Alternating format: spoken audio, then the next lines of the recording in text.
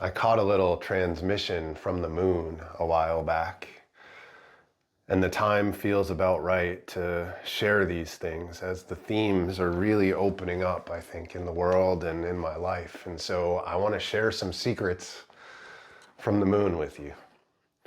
And I don't know where these things come from. It doesn't feel channeled. It feels like it's me working with something floating around out there. That's the only way I can describe it. And even after they come in, what I'm working on is letting them marinate and sit in me and using restraint until it is time. I have a mentor right now that has really hammered home for me the importance of restraint, of knowing that not everything needs to be said right away, and we need to honor the timing of things. And that's the first secret of the moon. Cycles must be expected and honored. Nature leads, we follow. Cycles must be expected and honored. Nature leads, we follow. Everything is cyclical.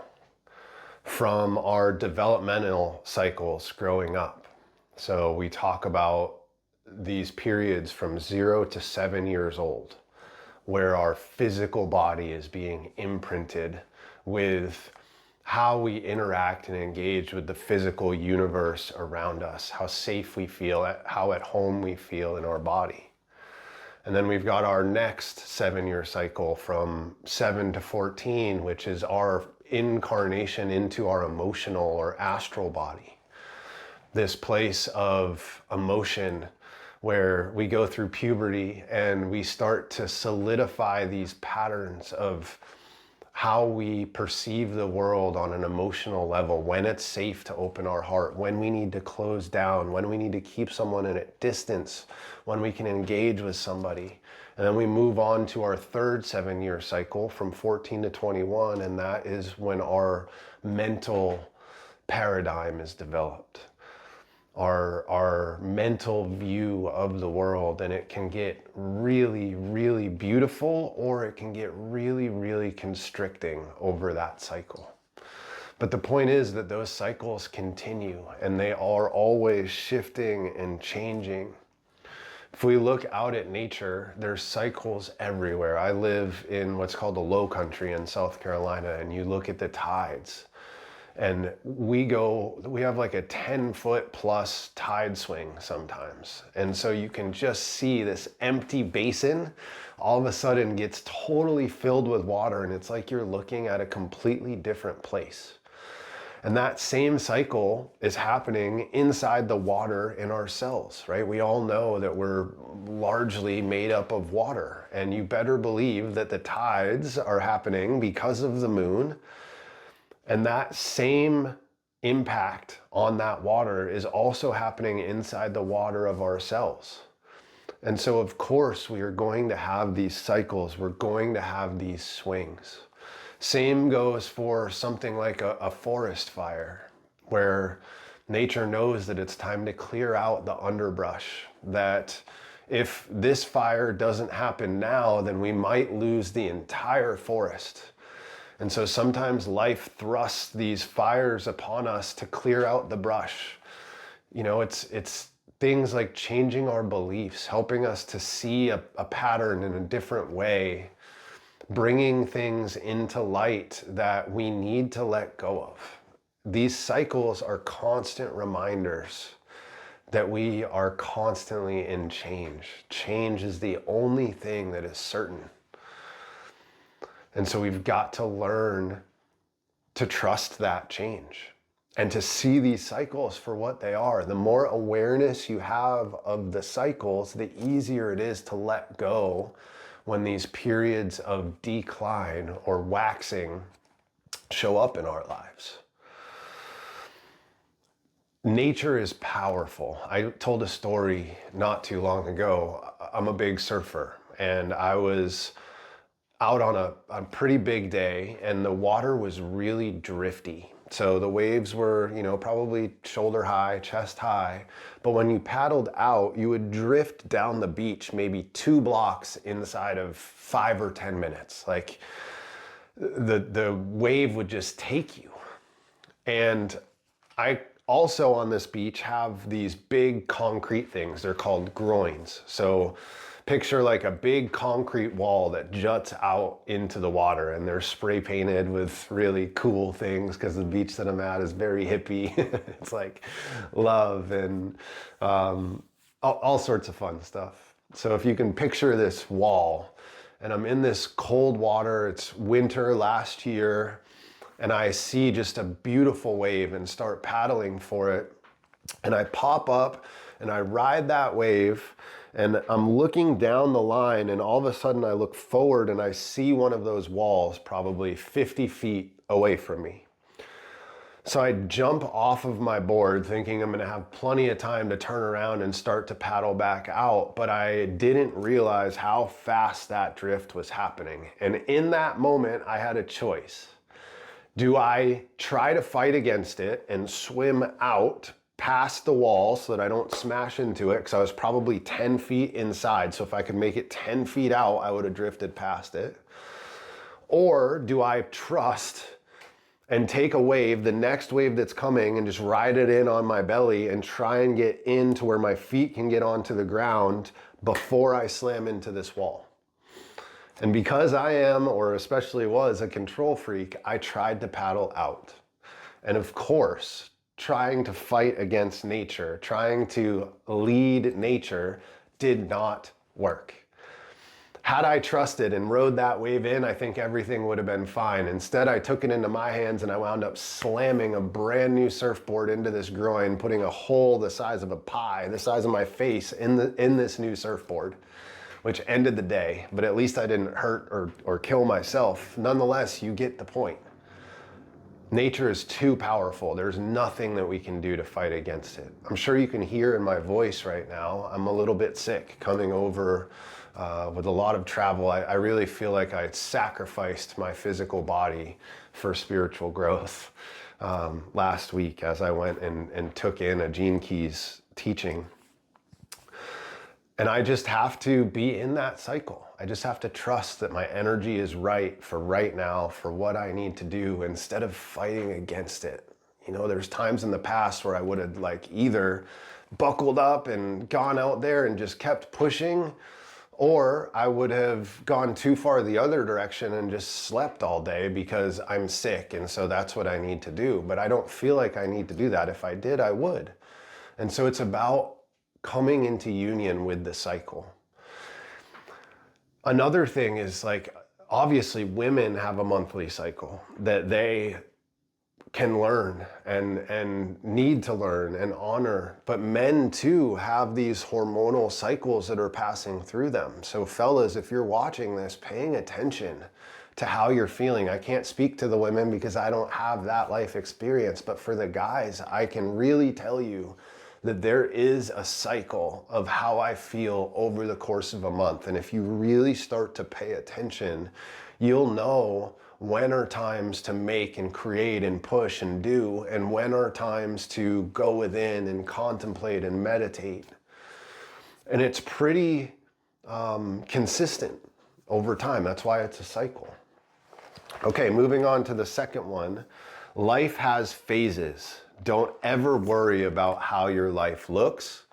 It will change.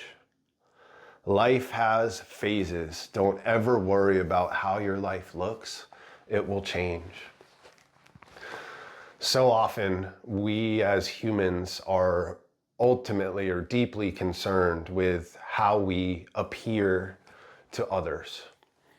It's where the keeping up with the Joneses mentality comes from. It's where our consumerism comes from. It's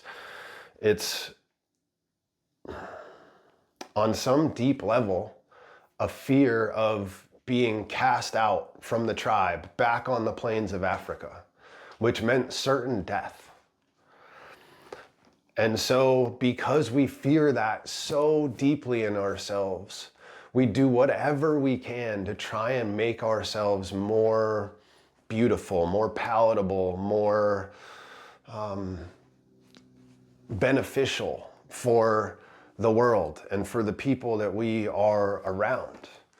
The problem with that is that if you believe you need to be a certain way or look a certain way for somebody else, you're straying from who or what you really are. And so any frequency that's passing through your voice or surrounding you via your aura is going to be distorted, and it's not going to resonate with people.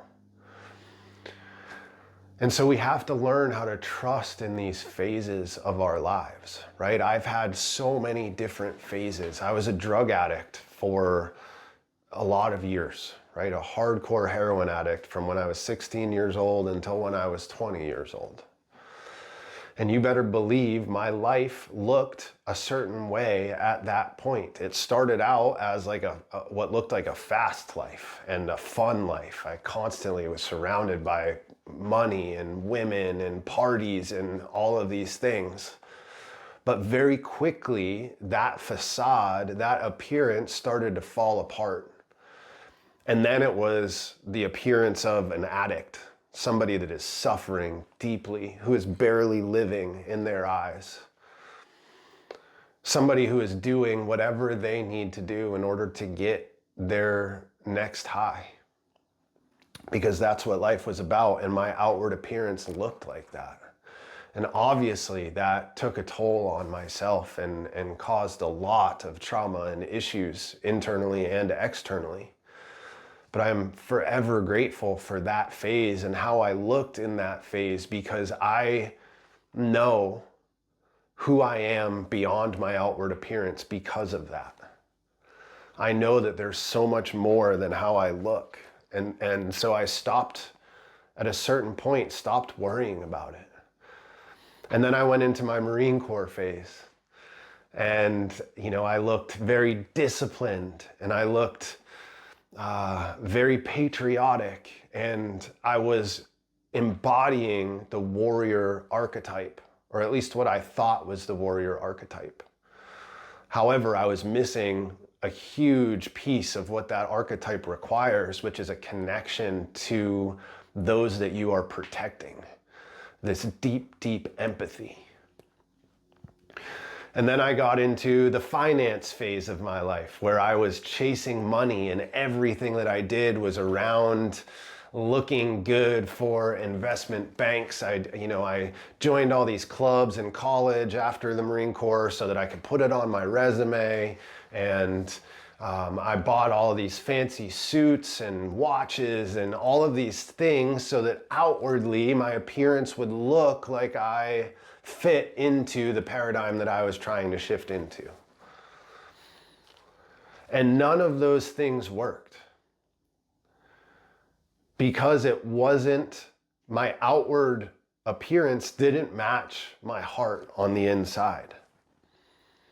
And each time, especially the last time, the time before this current, let's call it incarnation right now, because I do feel like I've gone through a rebirth, I really felt like outwardly what I was doing was what I was meant to do for the rest of my life. I told people time and again, this is my life's work. And so I did everything to make my life look the part. And at some core, deep, deep level, I knew that I was putting on a mask. And inevitably, that fell apart because of that mask. And so the learning here from the moon is that we constantly are shifting and changing, and you might not go through these giant shifts like I've gone through in my life, but there will be subtle or not so subtle movements that are going to change how people perceive you and therefore how you perceive the world. So there's no need to worry about what you're looking like right now, inside or outside. Because as long as you have the intention to align to your highest purpose and to serve, I promise you, slowly, slowly, you're going to come into union with the way that you're meant to look outwardly. And obviously, this ties to the moon because every night we look up, we see a different moon. It grows, it shrinks, it changes position in the sky. Your energy impacts others even at a distance. Your energy impacts others even at a distance. So we have, as humans, this thing, and it goes probably 2 arms lengths out, 360 degrees around us. And this thing is our aura. And it's dictated in the gene key system by what's called your radiance. So we have this inner light that is inside of our cells, that is inside of our DNA. And it's not light like we perceive light. It's not something that you see. This is inner light. This is the light of the universe.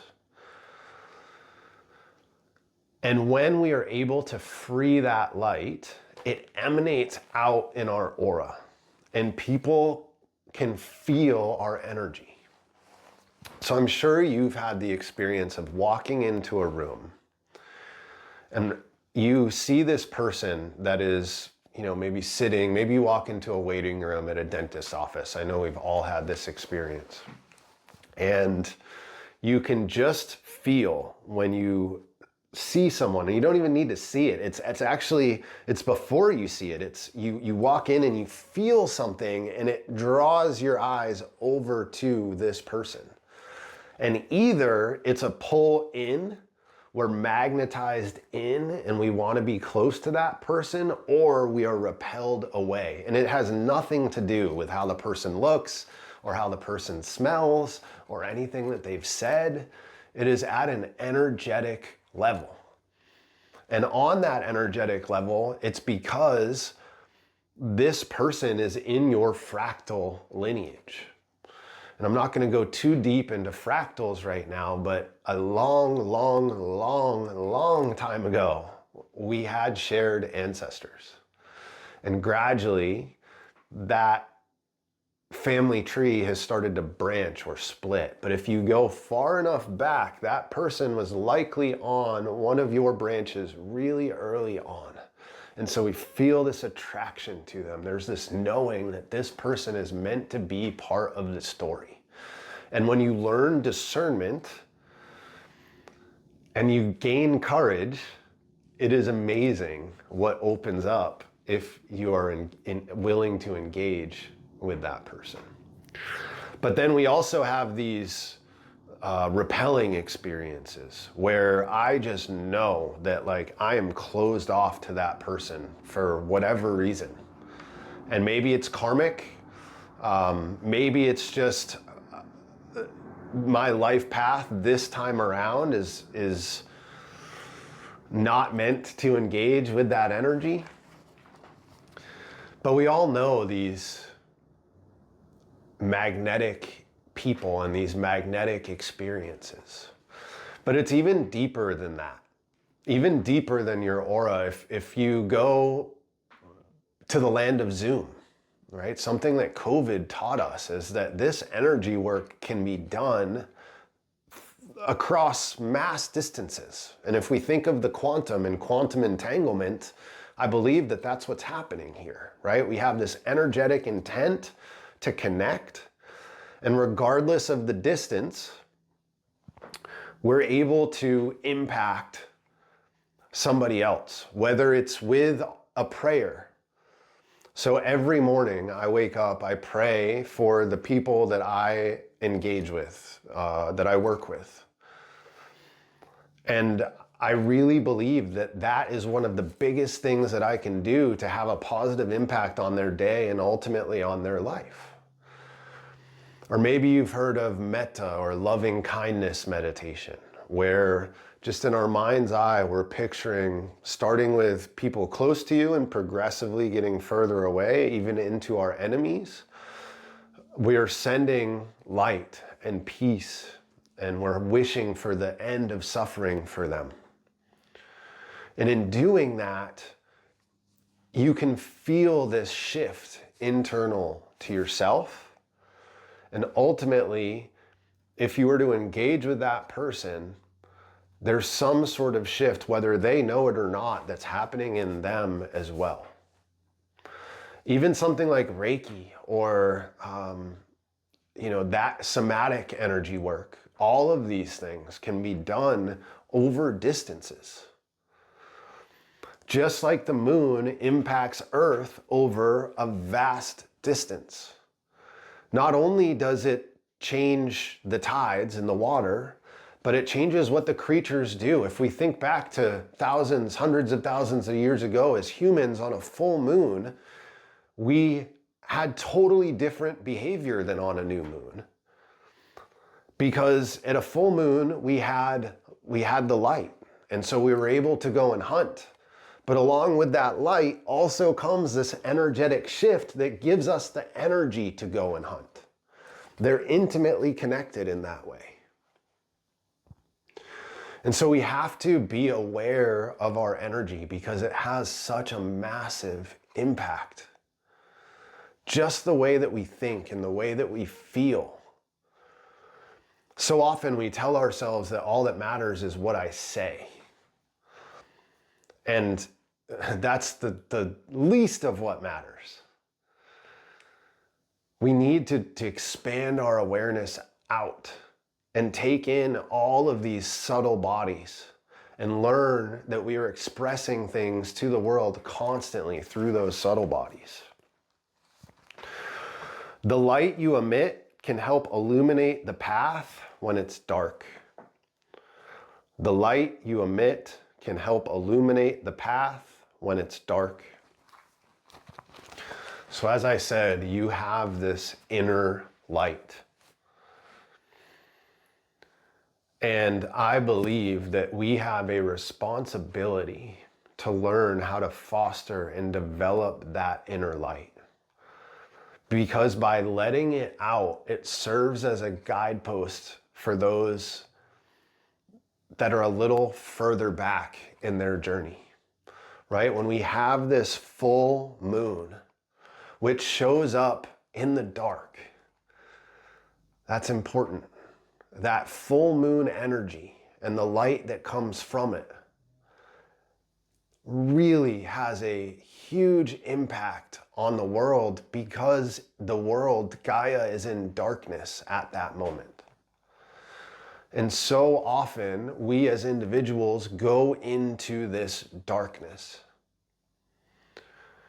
And we need other people to emit their light in that darkness. There's the sun, of course, and the sun will come back. So if you're in that darkness, the sun will come. But the sun is God. The sun is the universe. But we as humans, as other people on the path, we're all little moons. And we can make it just bright enough for somebody to see what the next step is that they need to take so that they can get to a place on the path that brings them back into the sun. And so by really committing to your path of service, by really committing to your spiritual development and growth, we start to insert the codes into our DNA that allows this inner light to shine. And it's through your aura, like we were just talking about, and through the immaculate and beautiful design of the universe, that we're able to impact other people. And what I mean by that is the people that you are meant to unlock are drawn to you so that you can unlock them. There's a plan in all of these things. However, if you haven't done the work to allow your inner light to come out into the world, building courage, building trust in self, putting service before self, then that light is going to be dim. And maybe you missed an opportunity to walk somebody or guide somebody back into that sunlight. We don't know what our path looks like, let alone what somebody else's path looks like. It is a windy, windy road.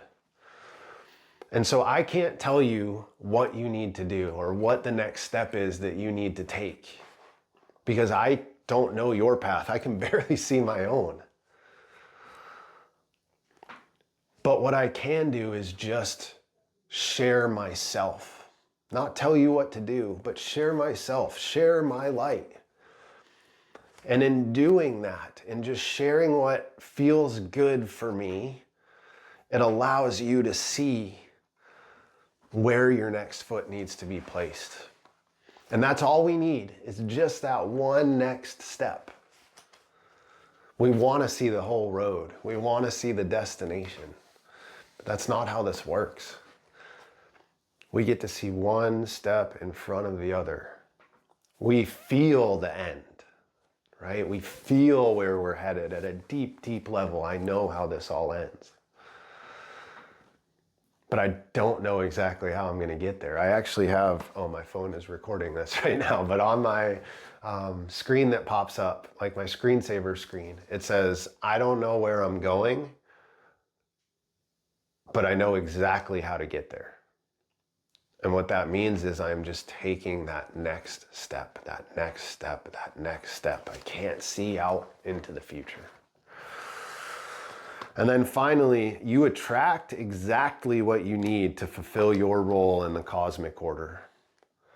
You attract exactly what you need to fulfill your role in the cosmic order. So the moon represents the law of attraction. In the Gene Keys, we call it the sphere of attraction. It represents our sexuality. It represents our desire nature, our creativity.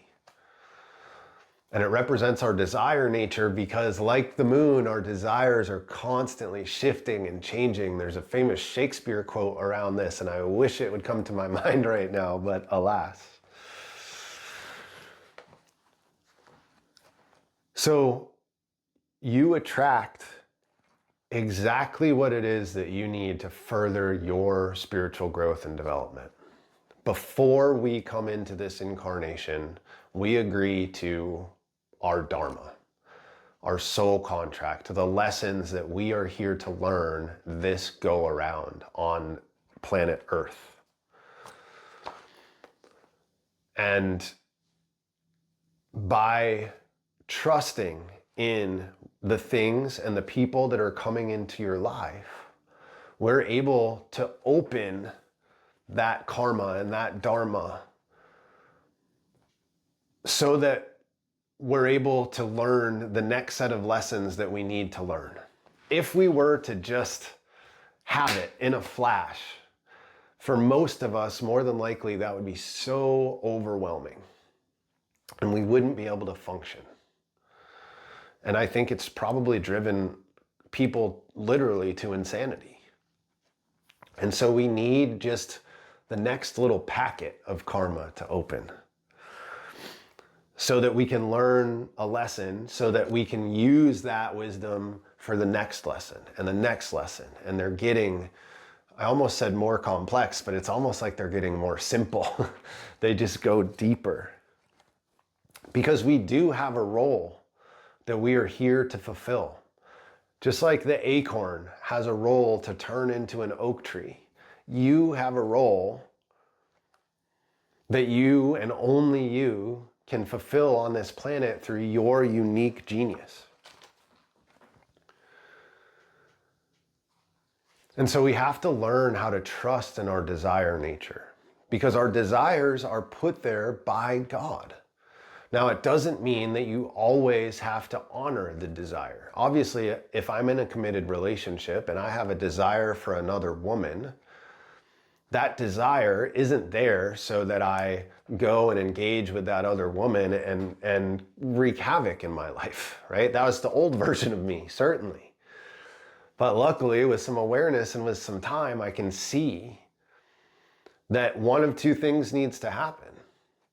Either, well, in both cases, I need to go to my partner and tell them that I'm having this desire. Or perhaps it's meant to just sit in what I call the porch of my emotions, right? So it's not in the house, it's not all the way inside, and I haven't let it out yet. It's on the porch. It's just kind of marinating, seeing what needs to happen. Do I need to put the boots on? Do I need to put the coat on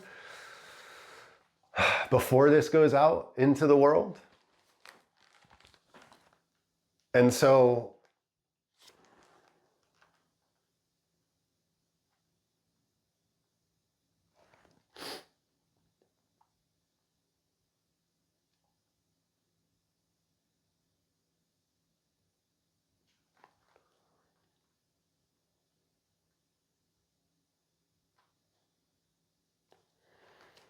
once I'm processed that and I go within, then it comes without. If it decides that it needs to come without, but it isn't engaging in the shadowy behavior, it's going to the person that I love and care about and telling them. And either that's going to unwind the relationship, in which case that was part of the cycle that was meant to happen, or it's going to strengthen our relationship as we get closer through that difficulty. So often, though, we don't have the courage to do that. And so either we repress it and it starts to come out sideways in different ways, or we engage in the behavior, which obviously causes all sorts of drama in our outer lives. So what we need to remember with the law of attraction is that it's not for getting big houses or Lamborghinis. You may well get those things. But what it's for is bringing you closer into your heart, bringing you closer to your soul. I know the reason that this felt like time to come out for me right now is because I can feel myself shifting into a new cycle. I can feel the words starting to leave me.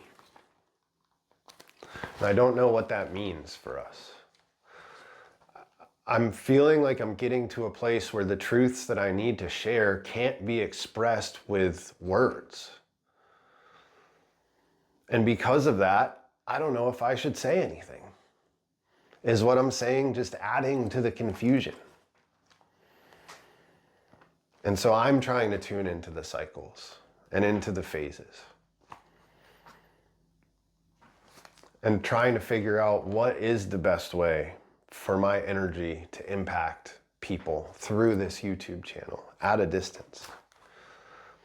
I know that my light is brighter than ever, but I also know that I don't need to say anything to allow that light to illuminate the path for somebody else. And so I sit here and I wait. And when it feels good to make, I'll make. And we'll just see where it goes from there. So every couple weeks I do this thing called a wisdom call. My next one is a week from Thursday. I'm not sure what the date is. They're at noon Eastern Standard Time. So not this Thursday, which is like in a few days, December, 3rd or 4th, but 7 days after that. So maybe it's the 10th of December. And I'd love for you to be there. I'm going to shift what we're doing in those calls to make it a little less etheric and a little more where the rubber meets the road. A little less therapy and a little more like direct engagement, impact. So I'd love for you to be there and see how this shift happens, because I'm still waiting to see. All right, that's it for today, guys. Until next time, thank you.